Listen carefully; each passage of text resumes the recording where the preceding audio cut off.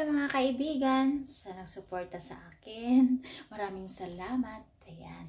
Ang i-share ko sa inyo ngayon ay ang laman ng aking kabinet. Simple lang. At saka madalian na lutuin pag nagugutom tayo. Ayan, ito lang i-share ko sa inyo kasi pang ano lang, simpleng buhay. Tapos, minsan, isda ang ating pagkain pero marami akong ganito. Kapakita ko sa inyo ang laman ng aking kabinet.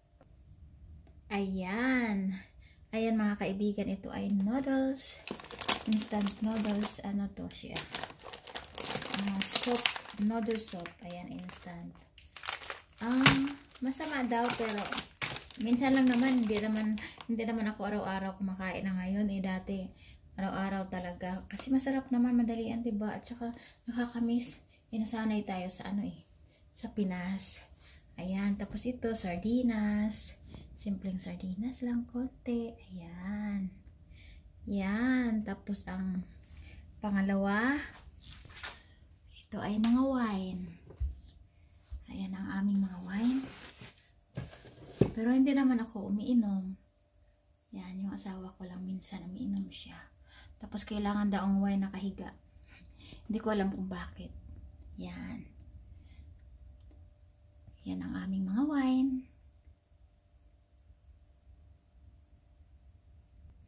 Tapos ito, marami din akong tinde na maanghang. Tapos may munggo. Ayan. Tapos may chicheria.